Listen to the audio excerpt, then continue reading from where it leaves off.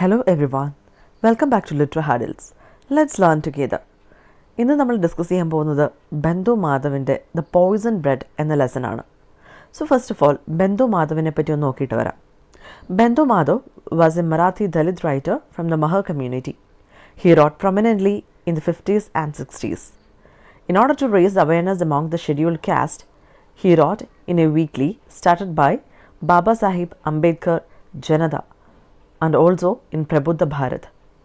Through the medium of art and through the medium of stories and novels, he did an effective job of awakening the Dalit people to their light. മഹർ സമുദായത്തിലെ അംഗമായ പ്രശസ്ത മറാത്തി എഴുത്തുകാരനാണ് നമ്മുടെ writer ബന്ധു മാധവ്. പിന്നോക്ക ദളിത് വിഭാഗങ്ങളുടെ ഉന്നമനത്തിനായി അംബേദ്കർ ആരംഭിച്ച ജനത എന്ന വാരികയിൽ ബന്ധു മാധവ് നിരന്തരം ലേഖനങ്ങളൊക്കെ എഴുതിയിരുന്നു. തൻ്റെ ചെറുകഥകളിലും അതുപോലെ തന്നെ നോവലുകളിലുമൊക്കെ ദളിത് മുന്നേറ്റമാണ് ബന്ധു മാധവ് ലക്ഷ്യം വെച്ചത്. ബന്ധു മാധവിൻ്റെ സാഹിത്യ സംഭാവനകൾ മാനിച്ച് 1956 മുംബൈയിലെ മഹാരാഷ്ട്ര ദളിത് സാഹിത്യ അക്കാദമി അദ്ദേഹത്തെ ആദരിച്ചു. ലിറ്റിൽ മാഗസിൻ മൂവ്മെൻറ്റുമായി ബന്ധപ്പെട്ട് മാധവ് പ്രവർത്തിച്ചിരുന്നു. For his writings that were considered intense and socially useful, Mumbai's Maharashtra Dalit Literature Association felicitated him in 1956. Madhav was also instrumental in Little Magazine movement. The story was published as a part of the anthology of Dalit literature entitled Poison Bread. The book was edited by Arjun Dangle, one of the major Dalit writers, and the book comprised poems, short stories and essays written by prominent authors. Marathi Dalit സാഹിത്യകാരുടെ രചനകൾ ഉൾക്കൊള്ളിച്ച് പ്രസിദ്ധീകരിച്ച Poisson bread എന്ന സമാഹാരത്തിലാണ് ഈ story ആദ്യമായിട്ട് അച്ചടിച്ചു വന്നത്. ആ ബുക്കിൻ്റെ പിക്ചറാണ് ഇവിടെ കൊടുത്തിരിക്കുന്നത്. അർജുൻ താങ്കൾ എന്ന മറാത്തി ദളിത് എഴുത്തുകാരൻ എഡിറ്റ് ചെയ്ത് പ്രസിദ്ധീകരിച്ച ഈ സമാഹാരത്തിൽ ഒരുപാട് ദളിത് എഴുത്തുകാരുടെ ഷോർട്ട് സ്റ്റോറീസും പോംസും ലേഖനങ്ങളും ഒക്കെ ഉൾപ്പെടുത്തിയിട്ടുണ്ട്. This publication led to a new wave of writings that started in Marathi and later spread to other languages to eventually influence the whole of India. The new literature was created out of the miseries of the oppressed. This literature of protest motivated a large number of Dalit young men and women who wanted to change the system. ഈ സമാഹാരത്തിൻ്റെ publishing ഒരു പുതിയ തുടക്കമായിരുന്നു.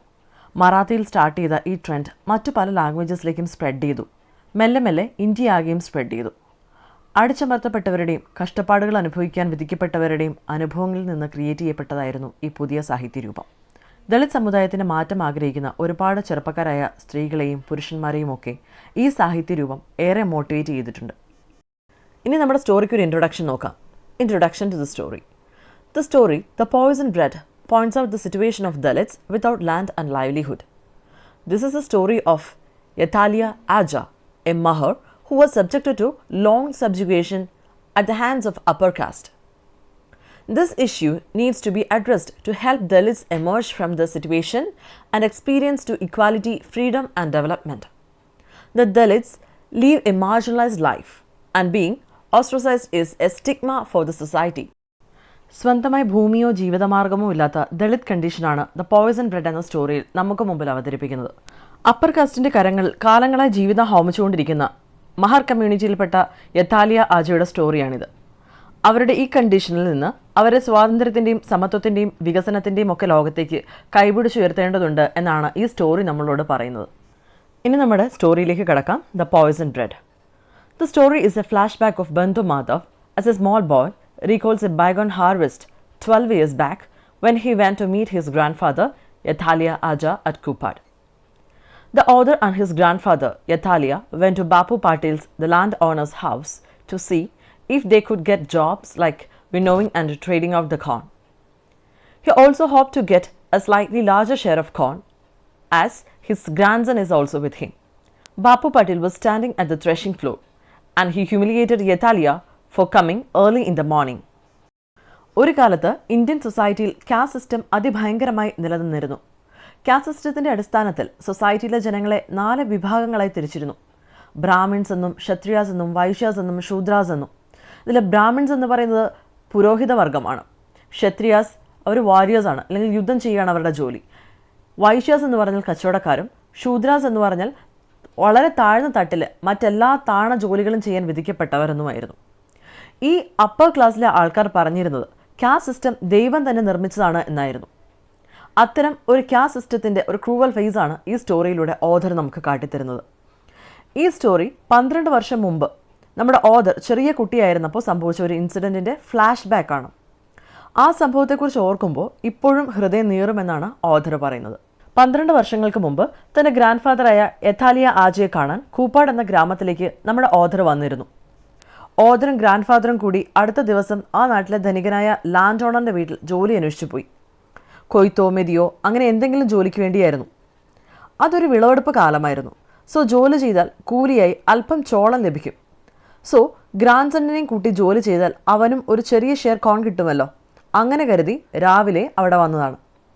എന്നാൽ land owner Bapu Patil പാടത്ത് തന്നെ ഉണ്ടായിരുന്നു. രാവിലെ തന്നെ ഇങ്ങെത്തിയെന്നും പറഞ്ഞ് നാണം കെടുത്തി കുറേ പറഞ്ഞു. ബാപ്പു പാട്ടീൽ തന്നെ മാനം കെടുത്തി സംസാരിക്കുന്നത് കേട്ടിട്ട് ഗ്രാൻഡ് ഫാദറിൻ്റെ റിയാക്ഷൻ എന്തായിരുന്നു നോക്കാം.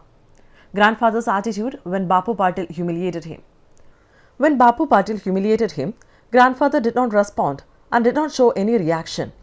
Instead, he meekly and with utmost respect told Bapu Patil that he was his slave and came to him for a job, hearing about threshing operation. Grandfather concluded that he was Patil's begging mahar and was proud to be one. യഥാലിയ ആജിക്ക് പ്രത്യേകിച്ച് യാതൊരു റിയാക്ഷനും ഉണ്ടായിരുന്നില്ല. ഒന്നും respond ചെയ്തതുമില്ല. പകരം അങ്ങേയറ്റം വിനയത്തോടും ബഹുമാനത്തോടും കൂടി ബാപ്പു പാട്ടീലിനോട് പറഞ്ഞു, എന്തിനാ ഇങ്ങനെയൊക്കെ പറയുന്നത്? ഞാൻ നിങ്ങളുടെ അടിമയല്ലേ. വിളവെടുപ്പ് നടക്കുന്നുവെന്നറിഞ്ഞിട്ട് പണി എന്തെങ്കിലും കിട്ടുമോ എന്നറിയാൻ വന്നതാണ്. പാട്ടീലിൻ്റെ മുമ്പിൽ ഇങ്ങനെ ഭിക്ഷ യാചിക്കുന്ന മഹറായിട്ട് നിൽക്കുന്നതിൽ തനിക്ക് അഭിമാനം മാത്രമേ ഉള്ളൂ. ഇങ്ങനെയാണ് യഥാലിയ പറഞ്ഞത്. എന്നാലും ബാപ്പു പാട്ടീലിന് യഥാലിയെ വെറുതെ വിടാൻ ഉദ്ദേശമുണ്ടായിരുന്നില്ല. മഹർ കമ്മ്യൂണിറ്റിയെപ്പറ്റി തന്നെ ഒരുപാട് കുറ്റങ്ങൾ ആരോപിക്കാൻ തുടങ്ങി. Bapu Patil complained that the Mahar were no longer the way they were in the good old days, begging for their share of corn. They had become Harijans and had even started claiming equality, eating and drinking with everyone else at the hotels in cities. According to Patil, Chandrabhaga River dried up because the Mahars and monks profaned religion and abandoned caste, which caused the rain god to get enraged. They defiled Lord Vidobha of Pandarpur, and this had led to the drying up of Chandrabhaga River. പണ്ട് കാലത്തൊക്കെ നിങ്ങളുടെ share ചോദിക്കാൻ യാചിക്കുന്നത് പോലെ അല്ലല്ലോ ഇപ്പോൾ നിങ്ങളൊക്കെ ഹരിജൻസ് അല്ലേ, സമത്വം വേണമെന്ന മുറവിളി കൂട്ടുന്നവർ. സിറ്റിയിലൊക്കെ ഈ മഹർ സമുദായത്തിൽപ്പെട്ടവർ ഹോട്ടലുകൾ എല്ലാവരോടും ഒപ്പം ഒന്നിച്ചാണത്രേ ഭക്ഷണം കഴിക്കുന്നത് എന്നെല്ലാം വെറുപ്പോടുകൂടി ബാപ്പു പാട്ടീൽ പറഞ്ഞു.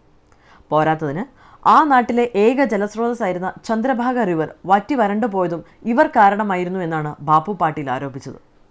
ലോവർ കാസ്റ്റിൽപ്പെട്ട മഹർ, മാങ്സ് എന്നീ വർഗ്ഗങ്ങളിൽപ്പെട്ടവർ ജാതിയും മതവുമെല്ലാം ഉപേക്ഷിച്ചതുമൂലം മഴയുടെ ദേവൻ തന്നെ കോപിച്ചിരിക്കുകയാണ് എന്നായിരുന്നു അദ്ദേഹം ആരോപിച്ചത്.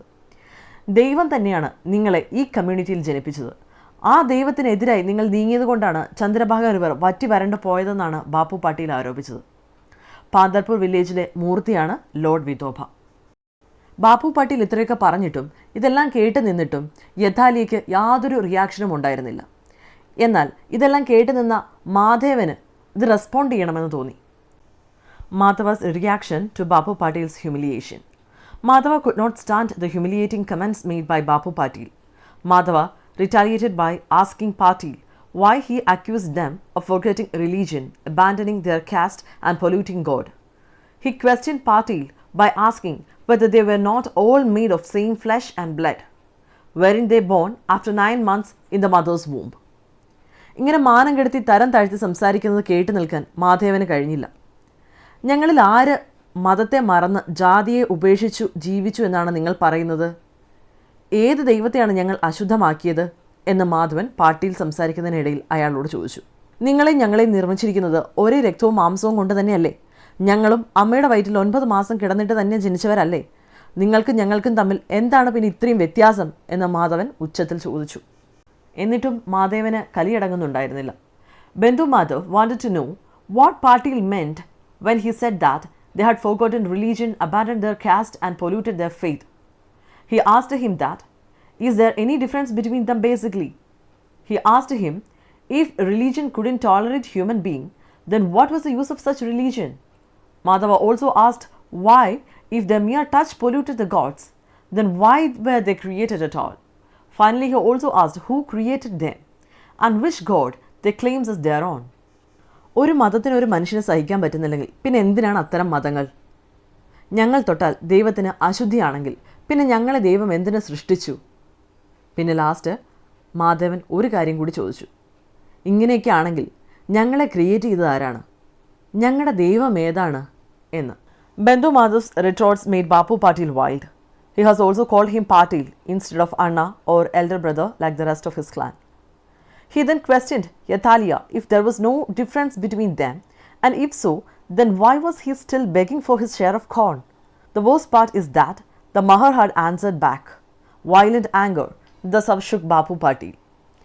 ബന്ധു മാധവിൻ്റെ ഈ വർത്തമാനം ശരിക്കും ബാപ്പു പാട്ടീലിനെ ദേഷ്യം പിടിപ്പിച്ചു. ഒന്നാമത്, അവൻ തന്നെ പാട്ടീൽ എന്ന് വിളിച്ചിരിക്കുന്നു. സാധാരണ അവൻ്റെ കമ്മ്യൂണിറ്റിയിലുള്ളവർ അണ്ണ എന്നൊക്കെയാണ് ബഹുമാനത്തോടു കൂടി വിളിക്കുന്നത്. ദേഷ്യമൂത്ത് ബാപ്പു പാട്ടീൽ യഥാലിയോട് ചോദിച്ചു, ഞാനും നീയും തമ്മിൽ ഒരു വ്യത്യാസവുമില്ലെങ്കിൽ പിന്നെ നീ എന്തിനാ ഇപ്പോഴും എൻ്റെ മുമ്പിൽ വന്ന് നിൻ്റെ ഷെയറിന് വേണ്ടിയിട്ട് യാചിക്കുന്നത്? ദേഷ്യം കൊണ്ട് ബാപ്പു പാട്ടീൽ വല്ലാതെ വയലൻ്റായി. അയാളെ ഇത്രയും ചൊടിപ്പിച്ചത് അയാൾക്ക് നേരെ ഒരു മഹർ മറുപടി പറഞ്ഞതായിരുന്നു. ഇതൊക്കെ കേട്ട് ഗ്രാൻഡ് ഫാദർ യഥാലിയ ആകെ പേടിച്ചു വിറച്ചു. Yathalia's arguments against his grandson. Yathalia asked Bapu Patil not to take his grandson seriously as he was just a child. He hadn't seen enough of the world and didn't know how to speak to elders, and thus wasn't to be taken seriously. Grandfather also said that since Patil was his bread giver, they found it a privilege to beg for corn. എന്തും ചെയ്യാൻ മടിയില്ലാത്ത ആളാണ് ബാപ്പു പാട്ടീൽ. ചിലപ്പോൾ കൊച്ചുമോനെ കൊലപ്പെടുത്തിയെന്നും വരാം. ബാപ്പു പാട്ടീലിനോട് യഥാലിയ വീണ്ടും അപേക്ഷിച്ചു. അവൻ ചെറിയ കുട്ടിയാണ്, അവനോട് ദേഷ്യമൊന്നും തോന്നരുതേ എന്ന്.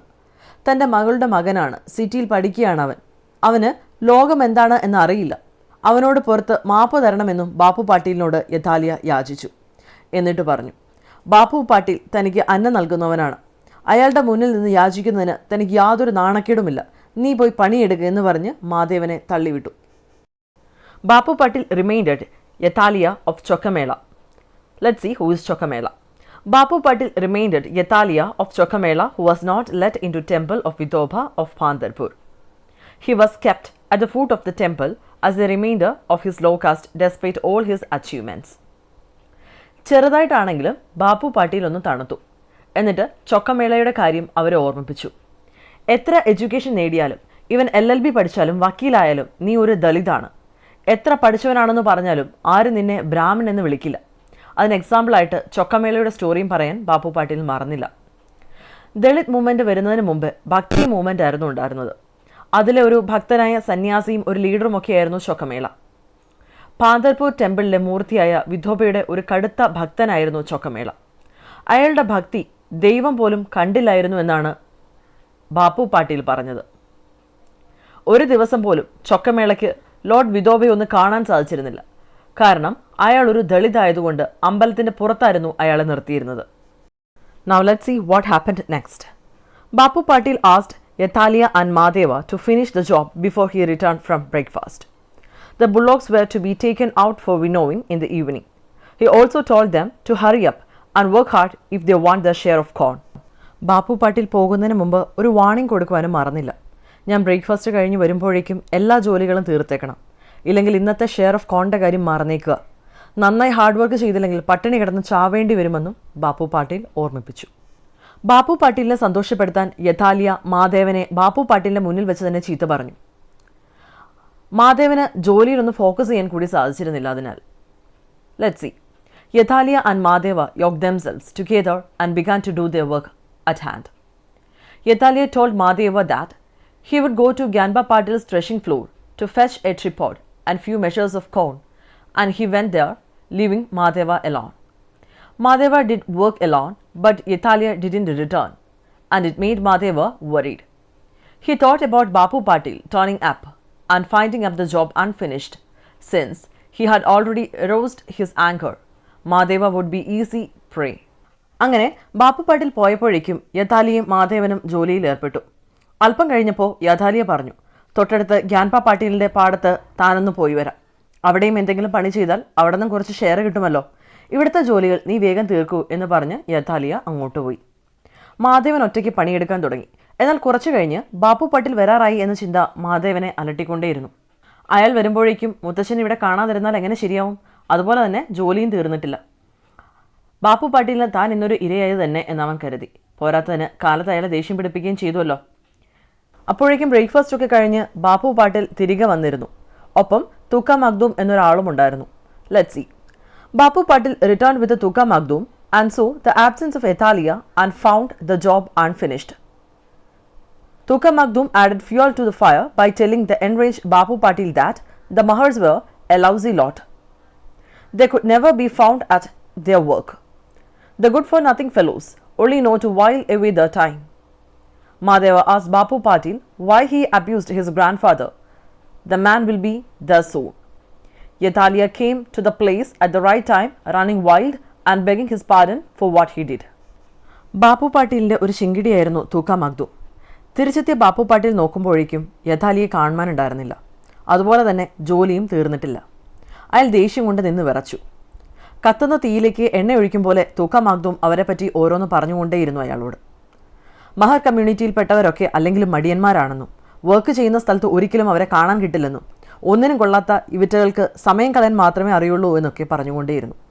ഇതൊക്കെ സഹിക്കാനാവാതെ മാധവൻ ബാപ്പു പാട്ടീലിനോട് ചോദിച്ചു, എന്തിനാണ് ഞങ്ങൾ ഇങ്ങനെയൊക്കെ പറയുന്നത്? ഗ്രാൻഡ് ഫാദർ ഗ്യാൻപ പാട്ടീലിൻ്റെ അടുത്തേക്ക് പോയതാണ്, ഇപ്പോൾ വരും എന്നും പറഞ്ഞു. വീണ്ടും ബാപ്പു പാട്ടീൽ മാധവനെയും യഥാലിയെയും ഒരുപാട് ആക്ഷേപിച്ച് സംസാരിച്ചുകൊണ്ടേയിരുന്നു. അപ്പോഴേക്കും ഓടിയണച്ച് യഥാലിയ അവിടേക്ക് എത്തിയിരുന്നു.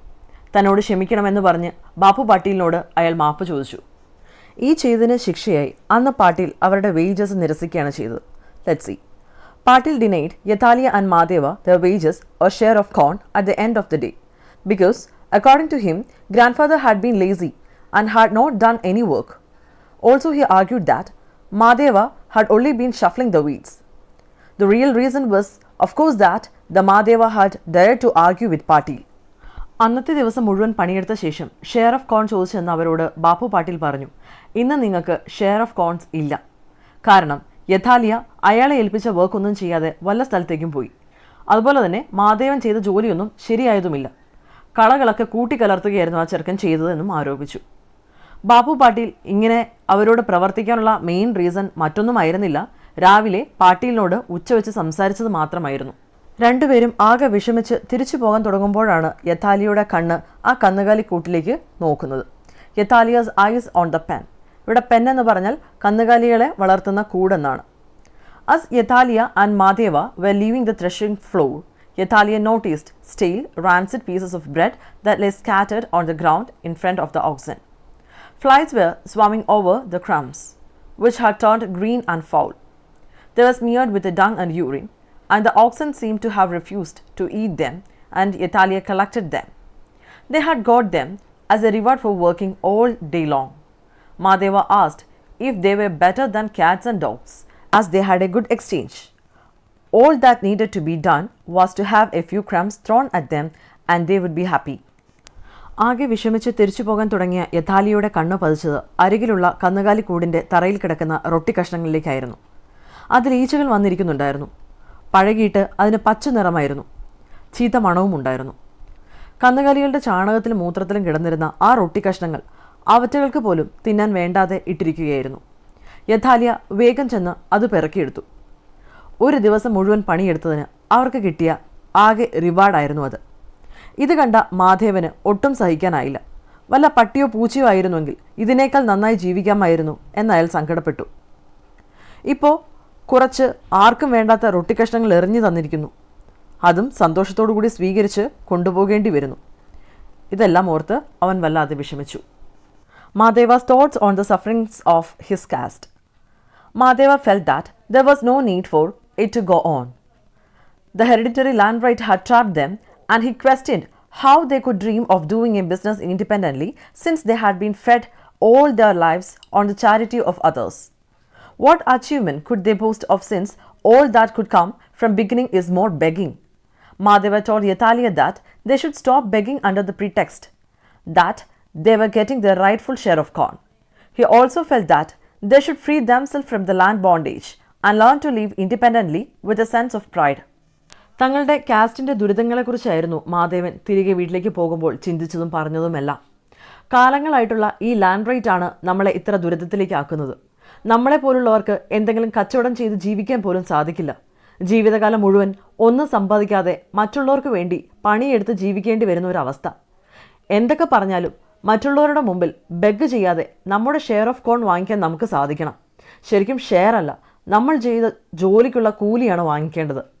സ്വാതന്ത്ര്യത്തോടെ ആരെയും പേടിക്കാതെ നമുക്കൊക്കെ അഭിമാനത്തോടു കൂടി ജീവിക്കാനാവണം. ആർക്കും വേണ്ടാത്ത ആഹാര സാധനങ്ങൾ യാചകരെ പോലെ പെറുക്കിയെടുത്ത് ഭക്ഷിക്കുന്ന രീതി തന്നെ മാറണം എന്ന് മാധവൻ പറഞ്ഞു. അവൻ പറഞ്ഞത് ശരിയാണെന്ന് യഥാലിയയ്ക്കും തോന്നി. അപ്പോഴേക്കും വീടെത്താറായിരുന്നു. അയാൾ തൻ്റെ കയ്യിലുണ്ടായിരുന്ന റൊട്ടി കഷ്ണങ്ങൾ നായകൾക്ക് മുമ്പിലേക്ക് വലിച്ചെറിഞ്ഞു.